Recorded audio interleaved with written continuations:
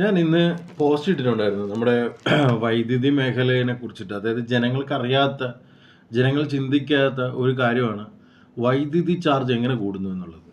എല്ലാവരും പറയുന്നത് സ്വകാര്യവൽക്കരിച്ചത് കൊണ്ട് ചുമ്മാ അടിച്ചു വിടുന്ന അതൊന്നുമല്ല സംഭവം. നമ്മളെല്ലാവരും ചിന്തിക്കാത്ത ഒരു വലിയൊരു പോയിന്റ് ഉണ്ട്. ഉമ്മൻചാണ്ടി സർക്കാരിൻ്റെ കാലഘട്ടത്തിൽ നമ്മളെല്ലാവരും കണ്ടാണ് സരിത സോളാർ വിഷയം. എക്സാക്ട്ലി അതൊരു മാസ്റ്റർ പ്ലാൻ അല്ലേ എന്നാണ് ഞാൻ ചിന്തിക്കുന്നത്. കാരണം നമ്മുടെ കേരളത്തിൽ ആകപ്പാടെ വൈദ്യുതി ഉൽപ്പാദിപ്പിക്കാനുള്ള ഏക മാർഗം ഡാമിൽ നിന്നുള്ള വെള്ളമാണ്, അല്ലേ? വേറെ ഒരു സ്രോതസ്സും നമ്മൾ യൂസ് ചെയ്യുന്നില്ല. പക്ഷെ നമ്മൾ ദൈനംദിന ജീവിതത്തിൽ വൈദ്യുതിയുടെ ഉപയോഗം കൂട്ടിക്കൊണ്ടിരിക്കുകയാണ്. ഓക്കെ, നമ്മുടെ ഇവിടെ പുതിയ മാളുകൾ വരുന്നു, അല്ലാതെ നമ്മൾ സ്ഥാപനങ്ങൾ വളർത്തുന്നു, വീടുകളിൽ തന്നെ ഇപ്പോൾ പണ്ടുണ്ടായിരുന്നതിനേക്കാൾ ഉപരി AC കയറുന്നു, TV മാറുന്നു, ആകപ്പാടെ LED ലൈറ്റുകൾ യൂസ് ചെയ്യുന്നു എന്നുള്ളത് ഒഴിച്ചാൽ ബാക്കി എല്ലായിടത്തും നമുക്ക് വൈദ്യുതിയുടെ ഉപയോഗം ഭയങ്കര കൂടുതലാണ്. അങ്ങനെയുള്ളൊരു സാഹചര്യത്തിൽ കേരളത്തിലുള്ള ഇപ്പോൾ മുല്ലപ്പെരിയാർ ഡാം അടക്കം എന്താണ് ചെയ്യുന്നത്? മുല്ലപ്പെരിയാർ ഡാമിലുള്ള വെള്ളമടക്കം നമ്മൾ തമിഴ്നാടിന് കൊടുക്കുമ്പോൾ എക്സാക്ട്ലി അതിൻ്റെ 1% മാത്രം, അതൊരു 50-50 പരിപാടിയാണ്.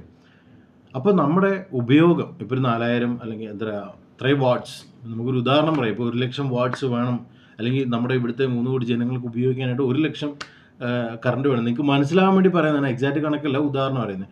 1,00,000 കറണ്ട് വേണമെങ്കിൽ നമുക്ക് ഇവിടുത്തെ സാഹചര്യത്തിൽ ഉൽപ്പാദിപ്പിക്കുവാൻ സാധിക്കുക എന്ന് പറയുന്നത് ഒരു 70,000 ഇത് കറണ്ടാണെങ്കിൽ. ഓക്കെ, ഞാൻ നിങ്ങളോട് പറയുന്നത് ഉദാഹരണമായിട്ടാണ് പറയുന്നത്, നിങ്ങൾക്ക് മനസ്സിലായാൽ. ഇപ്പോൾ അഞ്ച് എന്താ പറയുക, അതായത് വളരെ ഉദാഹരണമായിട്ട് പറയാം. 1,00,000 കറണ്ട് നമുക്ക് വേണമെങ്കിൽ നമ്മൾ ഉൽപ്പാദിപ്പിക്കുന്നത് 60,000 കറണ്ടാണ്. ബാക്കി 40,000 നമ്മുടെ കയ്യിലില്ല. അതിൻ്റെ കാരണം എഫിഷ്യൻസി ഇല്ലാത്ത production, the quality less production. അപ്പോൾ നോർമലി എന്ത് സംഭവിക്കും? നമ്മൾക്ക് വൈദ്യുതി കൂടുതലായിട്ട് വേണ്ടി വരും. അപ്പം ഉൽപ്പാദനം കൂട്ടിയേ തീരൂ. അപ്പോൾ നമ്മൾ ആക്ച്വലി ഉൽപ്പാദിപ്പിക്കാനായിട്ടുള്ള വേറെ ഒരു മാർഗവും നമ്മൾ യൂസ് ചെയ്യുന്നില്ല. ഇപ്പം ആക്ച്വലി നമുക്ക് എന്താ പറയുക, നമുക്ക് എല്ലാവർക്കും അറിയാം, ഫാൻ കറങ്ങുമ്പോൾ, അതായത് വിൻഡിൽ നിന്നും ഫാൻ കറങ്ങുമ്പോൾ നമുക്ക് കറണ്ട് കിട്ടും. എക്സാക്ട്ലി നമ്മുടെ കടപ്പുറത്ത് നല്ലൊരു അതായത് വിൻഡ് ഫാൻ ഇപ്പോൾ തമിഴ്നാട്ടിലേക്ക് ഉള്ള പോലത്തെ കടൽ തീരത്ത് നമുക്കത് സ്ഥാപിക്കാൻ സാധിക്കും.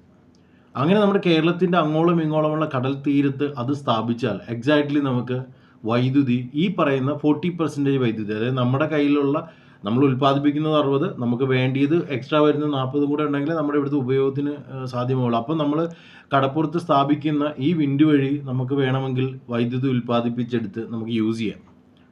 ഇനി ഇതിനേക്കാൾ വലിയൊരു പോയിൻ്റാണ് സോളാർ എന്ന് പറയുന്ന സംഭവം. എക്സാക്ട്ലി നമ്മളെല്ലാവരും ചിന്തിക്കും, ഇപ്പോഴത്തെ നമ്മുടെ സർക്കാർ എന്താണ്, പിണറായി വിജയൻ അടക്കമുള്ള LDF സർക്കാരാണല്ലോ ഭരിക്കുന്നത്.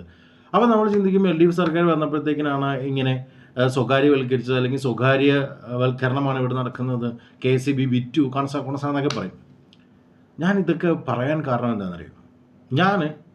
നമ്മൾ KCBയിൽ ബില്ല് അടയ്ക്കാൻ ചെന്നപ്പോൾ അതിൻ്റെ ബില്ല് അടയ്ക്കാൻ അവിടെ ഇരിക്കുന്ന സ്റ്റാഫ് ഉണ്ടല്ലോ, അപ്പോൾ ഞാനൊരു ദിവസം കറണ്ട് ചാർജ് അടയ്ക്കാൻ വേണ്ടിയിട്ട് ചെന്നപ്പോൾ ഇവരുടെ ഒരു പെരുമാറ്റ രീതി, ഇറ്റ്സ് നോട്ട് ഒരു മാന്യമില്ല, ഒരു മാന്യമായിട്ടുള്ളൊരു പെരുമാറ്റ രീതിയല്ല, ഭയങ്കര അലഗൻ്റായിട്ട് ബിഹേവ് ചെയ്യുന്നു. അപ്പം ഞാൻ ആലോചിച്ചു, സർക്കാർ ഉദ്യോഗസ്ഥരാണെങ്കിൽ എന്തിനാണ് ഇങ്ങനെ നമ്മുടെ ജനങ്ങളുടെ കയ്യിൽ ഇങ്ങനെ പെരുമാറുന്നത്? പിന്നെ നമ്മൾ കറണ്ട് ചാർജ് അടയ്ക്കാൻ ചെല്ലുന്നത് എന്തോ ഔദാര്യം പോലെ അവർ കാണുന്നു. അപ്പം ആ ഔദാര്യം പോലെയൊക്കെ കാണുമ്പം പുച്ഛം പോലെയൊക്കെ കാണുന്നത്. ഇപ്പോൾ കറണ്ട് ചാർജ് ഇപ്പം നമ്മൾക്ക് എല്ലാവർക്കും അറിയാം, ഡെപ്പോസിറ്റ് എന്ന് പറയുന്ന സാധനമുണ്ട്, ഫിക്സ്ഡ് ഡെപ്പോസിറ്റ്. അതായത് ഇലക്ട്രിസിറ്റി ചാർജിനേക്കാൾ മേളിൽ ഒരു ഡെപ്പോസിറ്റ് മേടിക്കുന്നുണ്ട്. അപ്പോൾ ഈ ഡെപ്പോസിറ്റ് നമുക്ക് 2-3 തവണകളായിട്ടൊക്കെ വേണമെങ്കിൽ അടയ്ക്കാം. ഈ ഡെപ്പോസിറ്റാണ്, അത് ഇലക്ട്രിസിറ്റി ചാർജ് അല്ല, ഉപയോഗിച്ചതിനുള്ള പൈസ അല്ല മേടിക്കുന്നത്. നമ്മൾ ഇത്ര ഉപയോഗിച്ചാൽ നമുക്ക് ഇനി ഉപയോഗം കൂടിയാൽ നമ്മൾ പൈസ അടയ്ക്കത്തില്ല എന്ന ധാരണയിലാണ് അവർ ഈ ഡെപ്പോസിറ്റ് മേടിക്കുന്നത് എന്നുണ്ടെങ്കിൽ പിന്നെ ഇവരെങ്ങനെയാണ് കറണ്ട് ചാർജ് അടയ്ക്കാനായിട്ട് വൈകുമ്പോൾ ഇവർ ഫീസ് ഊരാൻ വേണ്ടിയിട്ട് 2 പേരെ വിടുന്നത്? നമ്മളൊന്ന് ചിന്തിച്ചോ. നമ്മളെക്കൊണ്ട് അടയ്ക്കാൻ സാധിക്കത്തില്ലെങ്കിൽ പിന്നെ ഇവർ ഫീസ് ഊരാൻ ആളെ വിടുന്നത് എന്തിനാണ്? അപ്പം നിങ്ങൾ കൂടുതൽ ചാർജ് ഉപയോഗിക്കുമ്പോൾ നിങ്ങൾ കൂടുതൽ ഡെപ്പോസിറ്റ് ചെയ്യൂ എന്ന് പറയുന്നൊരു സിസ്റ്റം, ആ പൈസ ഫ്രീസ് ഔട്ടായിട്ട് എങ്ങോട്ടാണ് പോകുന്നത്? അത് ബാങ്കിലേക്കല്ലേ പോകുന്നത്. ആ പൈസയ്ക്ക് ഒരു തരത്തിൽ അതൊരു ഡെപ്പോസിറ്റ് പോലെ പോകുമ്പോൾ ഈ ഈ പറയുന്ന 3.5 കോടി ജനങ്ങളിൽ നിന്നും മേടിക്കുന്ന ഡെപ്പോസിറ്റ് എമൗണ്ട് എന്തിന് യൂസ് ചെയ്യുന്നു, അതിൻ്റെ പ്രോഫിറ്റ് ആരെടുക്കുന്നു, ആ പ്രോഫിറ്റ് ഏത് റൂട്ടിലേക്ക് പോകുന്നു, നിങ്ങൾക്കറിയാമോ? എത്ര പേർക്കറിയാം അതിനെക്കുറിച്ചിട്ട്? ഓക്കെ, അത് വിട്. ഉമ്മൻചാണ്ടി സർക്കാരിൻ്റെ കാലഘട്ടത്തിലാണെന്ന് തോന്നുന്നു ഈ പ്രൈവറ്റ് വൽക്കരണം വരുന്നത്. അതായത് KCBയുടെ പല മേഖലകളിലും സർക്കാർ പുഴുക്കുത്തുകളുണ്ടെന്നും സർക്കാരിന് അത്രയും പേയ്മെൻറ്റ് കൊടുക്കാൻ പറ്റത്തില്ലെന്നൊക്കെ പറഞ്ഞിട്ട് ആയിരിക്കണമല്ലോ പ്രൈവറ്റ് വൽക്കരിക്കുക. എക്സാക്ട്ലി പ്രൈവറ്റ് വൽക്കരണം വരുന്നതോടുകൂടി, അതായത് മെയിൻ്റെനൻസും അതും ഇതൊക്കെ കൂടെ ബില്ലിങ്ങിൻ്റെ സെക്ഷൻസും ഇതൊക്കെ പ്രൈവറ്റ് വൽക്കരണം വരുമ്പോൾ വൈദ്യുതിയുടെ ചാർജസ് എക്സ്ട്രയുടെ തോന്നണ പോലെയൊക്കെ മാറാണ്. എക്സാക്ട്ലി നമ്മൾ ഉപയോഗിക്കുന്ന ഉപഭോഗം, നമുക്ക് ആവശ്യമുള്ള വൈദ്യുതിയുടെ എമൗണ്ട് അല്ല നമ്മൾ പേ ചെയ്തുകൊണ്ടിരിക്കുന്നത്. ഓക്കെ, നമ്മൾ 1 രൂപ വാല്യൂ ഉള്ള ഇലക്ട്രിസിറ്റി ആണെങ്കിൽ 1 രൂപയാണ് അതിൻ്റെ മൂല്യം, അല്ലെങ്കിൽ 1 യൂണിറ്റ് കറണ്ടിന് 1 രൂപയാണെന്ന് ചിന്തിച്ചു. അതാണ് അതിൻ്റെ എമൗണ്ട് നമ്മൾ കൊടുക്കേണ്ടത് എന്നുണ്ടെങ്കിൽ, അതാണ് അതിൻ്റെ മൂല്യമെങ്കിൽ നമ്മൾ കൊടുക്കുന്നത് 10 രൂപയാണ്. അതായത് ഏകദേശം 90% കൂടുതൽ, അല്ലെങ്കിൽ 9 രൂപ കൂടുതൽ. വേറെ എവിടെ നടക്കും ഈ സംഭവം? അതായത് വാങ്ങുന്ന സാധനത്തിനുള്ള മൂല്യത്തിൻ്റെ 10 ഇരട്ടിയാണ് പൈസ മേടിക്കും. ഇത് തന്നെയല്ലേ നമ്മുടെ ബീവറേജസിലും ബാറിലും ഒക്കെ നടക്കുന്നത്. അതായത് സർക്കാർ അമിത എമൗണ്ട് ഈടാക്കുന്നു. ഈ ഫണ്ട് എങ്ങോട്ട് പോകുന്നു നമുക്കറിയത്തില്ല. ഞാൻ പറഞ്ഞു തന്നത്, ഉമ്മൻചാണ്ടി സർക്കാരിൻ്റെ കാലഘട്ടത്തിൽ ഈ പ്രൈവറ്റ് വൽക്കരിച്ചപ്പോഴാണ് നമ്മൾ ഈ സോളാർ വിഷയം കേൾക്കുന്നത്. അപ്പോൾ ഈ ഉമ്മൻചാണ്ടി സർക്കാരിൻ്റെ കാലഘട്ടത്തിൽ ഈ വൈദ്യുതിനെ പ്രൈവറ്റ് വൽക്കരിക്കണം എന്ന് പറഞ്ഞ് അവരൊരു നിയമം പാസ്സാക്കിയാൽ അടുത്ത ഗവൺമെൻറ് ആര് വന്നാലും, ഇപ്പോൾ 2013 എന്തോ ആണെന്ന് തോന്നി സംഭവം വരുന്നത്. അപ്പോൾ ഈ അടുത്ത ഭരണം ആര് വന്നാലും ഈ പരിപാടി നടപടി ആക്കണം. കാരണം ഇതെന്തുവാ, ഭാരത സർക്കാർ കേന്ദ്രത്തിൽ നിന്നുള്ള സെറ്റപ്പാണ്, കേന്ദ്രത്തിൽ നിന്നുള്ള പരിപാടിയാണ്. അപ്പോൾ കേന്ദ്രത്തിൻ്റെ അണ്ടറിലാണ് ഇതെല്ലാം വരുന്നത്. മനസ്സിലായോ? അപ്പോൾ എവിടെയൊക്കെയാണ് പാളിച്ച പറ്റിയെന്നുള്ളത് നമ്മൾ ചിന്തിക്കണം. നമ്മൾ എന്തിന് ഇത്രയും പൈസ കൊടുക്കണം എന്നുള്ളതും ചിന്തിക്കണം. ഓക്കെ, ഇനി അടുത്ത പോയിന്റ്, എന്തുകൊണ്ട് നമ്മുടെ കടപ്പുറത്ത് ഈ ഫാൻ വെച്ചില്ല? അപ്പോൾ പറയാം ഭയങ്കര അത്രയും ഇൻവെസ്റ്റ്മെൻറ്റ് ഇല്ല എന്ന് പറഞ്ഞാൽ നമ്മൾ കൊടുക്കുന്ന ഈ ഫിക്സ്ഡ് ഡെപ്പോസിറ്റ് എമൗണ്ട് തന്നെ കൂട്ടിയാൽ തന്നെ ഒരു ഹ്യൂജ് എമൗണ്ട് ഉണ്ടല്ലോ. ഈ പറയുന്ന 3 കോടി ജനങ്ങൾക്ക് എങ്ങനെ പോയാലും 3 കോടി ജനങ്ങൾ എന്ന് പറയുമ്പോഴത്തേക്കിനും ഒരു 2 കോടി കുടുംബമോ അല്ലെങ്കിൽ 1 കോടി കുടുംബമോ ഉണ്ടാവുമല്ലോ ഒരു ഫാമിലി, ഒരു വീട്ടിൽ. അപ്പോൾ 1 കോടി ആൾക്കാർ 4000 രൂപ വെച്ചിട്ട് 5000 രൂപ വെച്ചിട്ട് ഫിക്സ്ഡ് ഡെപ്പോസിറ്റ് അല്ലെങ്കിൽ 1000 രൂപ വെച്ചിട്ട് കൂട്ടിയാൽ തന്നെ ഒരു ഹ്യൂജ് എമൗണ്ട് ഫ്രീസായിട്ട് കിടക്കുകയാണ്. ഓക്കെ, അതൊന്നിനും ഉപയോഗിക്കാതെ ആ എമൗണ്ട് എടുത്തിട്ട് നമ്മൾ എന്ത് ചെയ്യുക, അല്ലെങ്കിൽ ആ എമൗണ്ടിൻ്റെ പലിശയോ വട്ടവർ ഡീസ് അത്ര എമൗണ്ട് വരുമ്പോൾ ആ പൈസയോ അല്ലെങ്കിൽ ഒരു 5 രൂപ 10 രൂപ കൂട്ടിയതിന് ശേഷം നമ്മൾ എന്ത് ചെയ്യണം, ഈ പറയുന്ന കടപ്പുറത്തൊക്കെ ഈ വിൻഡ് വെച്ചിട്ട് നമുക്ക് ആവശ്യമുള്ള വൈദ്യുതി എടുക്കണം. അല്ലാതെ നമ്മുടെ നാട്ടിലിരിക്കുന്ന മുല്ലപ്പെരിയാർ അടക്കമുള്ള ഡാമിൻ്റെ വെള്ളം പുറത്തോട്ട് കൊണ്ടുപോയിട്ട് തമിഴ്നാട് പോലത്തെ ആൾക്കാരുടെ കയ്യിൽ നിന്നൊക്കെ നമ്മൾ കറണ്ട് കാശ് കൊടുത്ത് മേടിക്കണം. അതായത് അവർ ഉൽപ്പാദിപ്പിക്കുന്ന കറണ്ട്, ഓക്കെ, നമ്മൾ ചിന്തിച്ച് നോക്കണം. ആന്ധ്രാപ്രദേശ്, തമിഴ്നാട്, കർണാടക പോലത്തെ സംസ്ഥാനങ്ങൾ ഉൽപ്പാദിപ്പിക്കുന്ന കറണ്ട് കേരളമാണ് കാശ് കൊടുത്ത് മേടിക്കുന്നത്. അപ്പം ഉമ്മൻചാണ്ടി സർക്കാരിൻ്റെ കാലഘട്ടത്തിൽ നമ്മൾ തിങ്ക് ചെയ്യുക, ഉമ്മൻചാണ്ടി പോട്ട്, ആരെങ്കിലും പോട്ട്, അവരൊക്കെ പോട്ട്, സോളാർ എന്ന് പറയുന്ന ഒരു സിസ്റ്റം വാണിജ്യവൽക്കരിക്കുന്ന തരത്തിൽ എല്ലാവരുടെയും വീടിൻ്റെ ടെറസിൽ വെക്കാൻ പറ്റുന്ന മിതമായ റേറ്റിൽ, നോട്ട് ദ പോയിന്റ്, വളരെ മിതമായ റേറ്റിൽ കേരളത്തിലേക്ക് സോളാർ എന്ന് പറയുന്ന സിസ്റ്റം ജനറേറ്റഡ് ആയിട്ട് വന്നാൽ ആരെ അഫക്റ്റ് ചെയ്യും? ആന്ധ്രാപ്രദേശിനെ അഫക്റ്റ് ചെയ്യും, കർണാടകനെ അഫക്റ്റ് ചെയ്യും, തമിഴ്നാടിനെ അഫക്റ്റ് ചെയ്യും. കാര്യം അവിടെ ഉൽപ്പാദിപ്പിക്കുന്ന വൈദ്യുതി നമ്മൾ മേടിക്കാതെ അവിടെ ആ വൈദ്യുതി ലോസ്റ്റ് ആവും. സോ ഈ സോളാർ വിഷയം കേരളത്തിൽ കൊണ്ടുവന്ന് ഇത്രയും കത്തിച്ച് അലമ്പാക്കി ആൾക്കാർക്ക് ഒരു അവയർനെസ് കൊടുക്കാത്ത രീതിയിൽ ആരാണ് മാനിപ്പുലേറ്റ് ചെയ്തതെന്ന് ജസ്റ്റ് തിങ്ക് ഇറ്റ്. മനസ്സിലായോ? Just think it.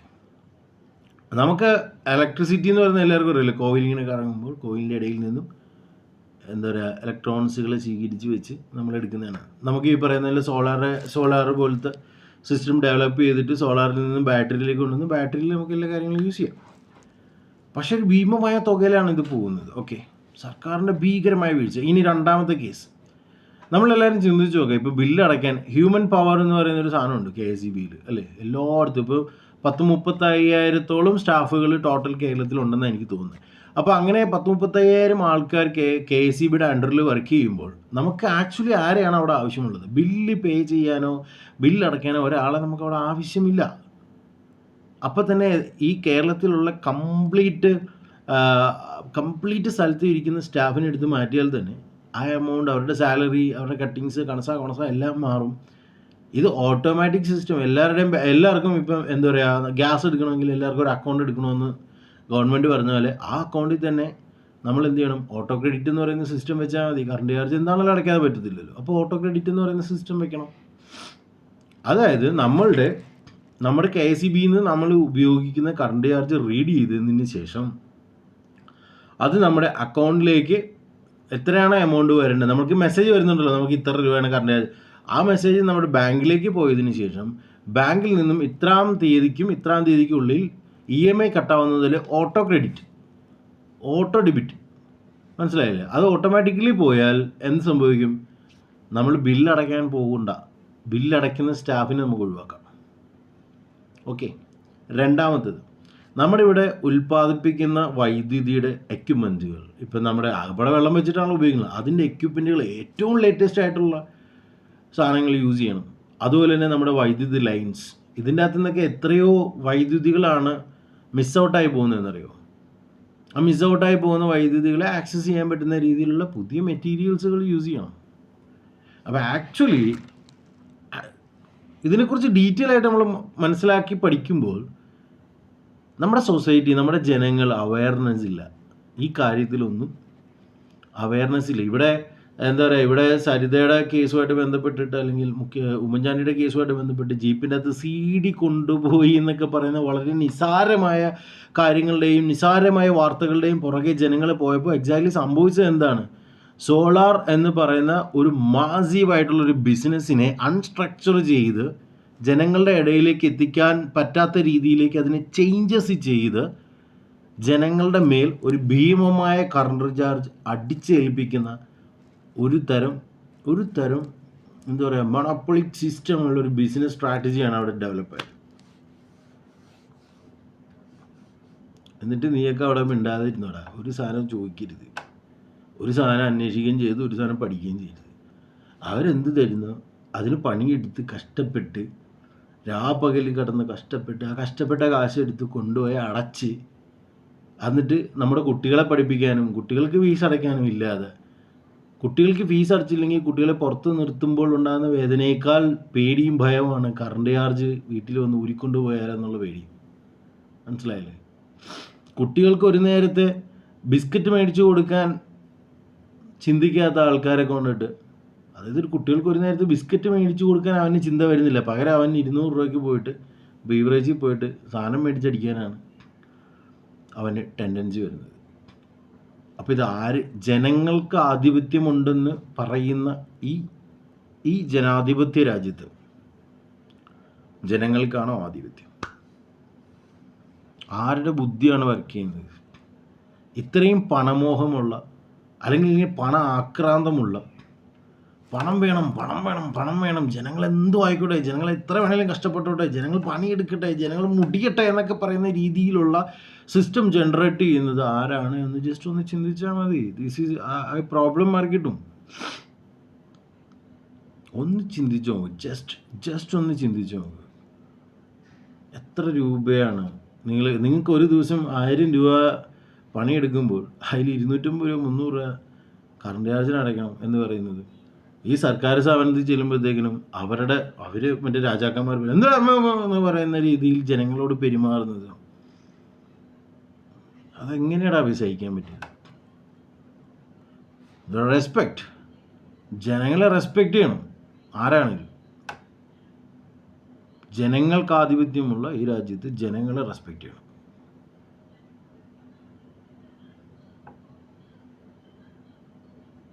പറയുന്നത് മനസ്സിലാകുന്നുണ്ട്?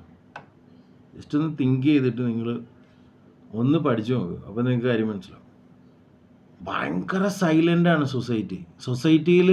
സൊസൈറ്റീനെ ഡെവലപ്പ് ചെയ്യാൻ വേണ്ടിയിട്ട് 10-15 കുമ്പള പൊട്ടും പോലെ, എന്നെപ്പോലെയൊക്കെ വെറുതെ കുമ്പള പൊട്ടും പോലെ അവിടുന്ന് ഇവിടുന്ന് ഓരോരുത്തർ ചിന്തിച്ച് ഓരോ കാര്യങ്ങൾ പറയുമ്പോൾ അതിൻ്റെ അടിയിൽ കുറേ നെഗറ്റീവ് കമൻറ്റുകൾ കൊണ്ടുവന്ന് നിരത്താൻ പറ്റുന്ന തരത്തിലുള്ള വെറും ഊളകൾ മാത്രമുള്ള ഈ സൊസൈറ്റി ആക്കി മാറ്റണോ? വെരി പവർഫുൾ ആയിട്ടുള്ള പീപ്പിൾസ് ജീവിക്കുന്ന ഒരു സൊസൈറ്റി ആയിട്ട് മാറ്റണമെന്നുള്ളത് ചിന്തിച്ചു നോക്ക്. Think your brain. നിങ്ങളുടെ ലൈഫിൽ ഒറ്റ ജീവിതമുള്ളൂ. ആ ഒരു ജീവിതം നിങ്ങൾക്ക് ആസ്വദിക്കാൻ സാധിച്ചില്ലെങ്കിൽ, ഒരേ ഒരു ജീവിതമുള്ള നിങ്ങളുടെ ഓരോ സമയവും ടോക്സിക് ആയിട്ടുള്ള ആൾക്കാർക്ക് വേണ്ടി ലോസ്റ്റ് ചെയ്യേണ്ടി വരികയാണെന്നുണ്ടെങ്കിൽ then why you are birth here? Toxic പീപ്പിൾസിനെ എവിടെ നമ്മൾ നിർത്തുന്നു, അല്ലെങ്കിൽ ടോക്സിക് ആയിട്ടുള്ള ആൾക്കാർക്ക് എന്ത് അധികാരം കൊടുക്കുന്നു, അല്ലെങ്കിൽ ടോക്സിക് ആയിട്ടുള്ള ആൾക്കാർക്ക് എന്ത് ബിസിനസ് സാധ്യതകൾ കൊടുക്കുന്നു, അവർ ഈ സാധനം വാനിഷ് ചെയ്ത് കളയും. സോ നന്നായിട്ട് തിങ്ക് ചെയ്യും. ഒന്ന് വെറുതെ ഇരുന്ന് തിങ്ക് ചെയ്ത് നോക്കുക. എന്നിട്ട് നിങ്ങൾ എന്നിട്ട് ചിന്തിച്ച് നോക്കുക, ഞാൻ പറയുന്നത് ശരിയാണോ, ഞാൻ പറയുന്നത് തെറ്റാണോ എന്ന് നിങ്ങൾ ചിന്തിച്ച് നോക്കുക. എന്നിട്ട് നിങ്ങൾ കമൻ്റ് അടിക്കുക. ഞാനിവിടെ 10,000 രൂപ, അതായത് ലക്ഷക്കണക്കിനും കോടിക്കണക്കിനും രൂപയാണ് ഓരോരുത്തർ ആക്ട് ചെയ്യാനും അതിനും ഇതിനൊക്കെ വേണ്ടിയിട്ട് ജനങ്ങളുടെ നിന്ന് പിരിച്ചും, അല്ലെങ്കിൽ ഇൻസ്റ്റിറ്റ്യൂട്ടിൽ പഠിക്കുക, ആക്ടിങ് പഠിക്കുക, അല്ലെങ്കിൽ എഡിറ്റിംഗ് പഠിക്കുകയാണെങ്കിൽ ലക്ഷക്കണക്കിന് രൂപ മേടിക്കുമ്പോൾ വെറും 10,000 രൂപ നിങ്ങളെനിക്ക് രജിസ്റ്റർ ചെയ്ത് തന്നാൽ നിങ്ങളുടെ ആഗ്രഹം, നിങ്ങൾക്ക് സിനിമയിൽ നിങ്ങൾ അഭിനയിക്കുന്ന പടം നിങ്ങൾക്ക് സ്ക്രീനിൽ കാണണോ, അല്ലെങ്കിൽ നിങ്ങൾ എഡിറ്റ് ചെയ്യുന്ന പടം നിങ്ങൾക്ക് സ്ക്രീനിൽ കാണണോ, നിങ്ങളല്ലേ വേറെ വർക്ക് ചെയ്യുന്ന DTS മിക്സിങ് ആയിക്കോട്ടെ, colour grading, what ever it is, ഏത് ടെക്നിക്കൽ നിങ്ങൾ വർക്ക് ചെയ്യുന്ന പടം, നിങ്ങൾ വർക്ക് ചെയ്ത പടം നിങ്ങൾക്ക് തിയേറ്ററിൽ കാണണം. ഐ ക്യാൻ ഡൂ ഇറ്റ് എന്ന് ഞാൻ പറഞ്ഞു. എന്നെക്കൊണ്ട് സാധിക്കും. ജസ്റ്റ് 10,000 രൂപ എനിക്ക് എൻ്റെ ഗൂഗിൾ പേയിൽ 9539679535 എന്ന് പറയുന്ന എൻ്റെ ഗൂഗിൾ പേയിൽ നിങ്ങൾ രജിസ്റ്റർ ചെയ്താൽ ഒരു സിനിമ വളരെ പുഷ്പം പറിക്കുന്ന ലാഘവത്തോടു കൂടി ഉണ്ടാക്കി എനിക്ക് തിയേറ്ററിൽ കൊണ്ടുവന്ന് റിലീസ് ചെയ്ത് നിങ്ങൾ ആഗ്രഹിക്കുന്ന ആ സിനിമയിലേക്കുള്ള എൻട്രി, അല്ലെങ്കിൽ നിങ്ങൾ ആഗ്രഹിക്കുന്ന സിനിമ എനിക്ക് സാധിച്ച് നൽകാൻ പറ്റും. അതിനുള്ള ശേഷിയും അറിവും ബോധവും കഴിവും എനിക്കുണ്ട്. എനിക്കിതൊക്കെ കഴിവുണ്ടോ ഇല്ലയോ എന്ന് നിങ്ങൾക്ക് ബോധ്യപ്പെടണമെന്നുണ്ടെങ്കിൽ നിങ്ങൾ ജസ്റ്റ് എൻ്റെ വർക്കുകൾ പോയി കാണുക. ഞാൻ അതിൽ എന്തൊക്കെ പരീക്ഷണങ്ങൾ നടത്തിയിട്ടുണ്ടെന്ന് നിങ്ങൾ മനസ്സിലാക്കുക. അതിന് ഞാൻ എത്ര രൂപയൊക്കെ ബഡ്ജറ്റ് മുടക്കിയിട്ടുണ്ടെന്ന് നിങ്ങൾ മനസ്സിലാക്കുക. അതിനുശേഷം ഈ നെഗറ്റീവ് കമൻ്റ് അടിക്കാൻ വരുന്നവരെ നിങ്ങൾ ശ്രദ്ധിക്കുക.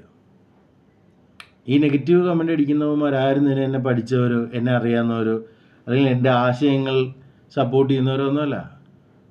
ഒരു പഠനവും ഇല്ലാതെ, ഒരു ഇതുമില്ലാതെ ജസ്റ്റ് ആൾക്കാരുടെ ശ്രദ്ധ ആകർഷിക്കുക എന്ന് പറയുന്ന, ഞാൻ പറഞ്ഞില്ലേ, അതായത് ഈ സോളാറിൻ്റെ സമയത്ത് സരിതനെത്തർ പറയാൻ പോയവരും, അല്ലെങ്കിൽ ആ സമയത്ത് അങ്ങനെ പോയവരുമായിട്ടുള്ള ആൾക്കാരിൽ പെട്ട ചിലരാണ് ഈ പ്രോസസ്സ് ചെയ്യുന്നത്. തെറ്റിദ്ധാരണ പടർത്തി ജനങ്ങളെ മറ്റ് സ്ഥലങ്ങളിലേക്ക് വിടുന്ന പോലത്തെ സിസ്റ്റം. പഠിച്ച് ചിന്തിച്ച് നോക്ക്, എന്നിട്ട് നിങ്ങൾ ചെയ്യും. ഓക്കെ, അടുത്ത ഇതുപോലത്തെ എന്തെങ്കിലും ഒരു വിഷയത്തിനെ കുറിച്ച് പഠിച്ചിട്ട് ഞാൻ നെക്സ്റ്റ് വീഡിയോ ഇടാം കേട്ടോ. Bye, signing off. Nandakumar. My company name is Nandakumar Films and my OTT name is N Padam. Okay, thank you.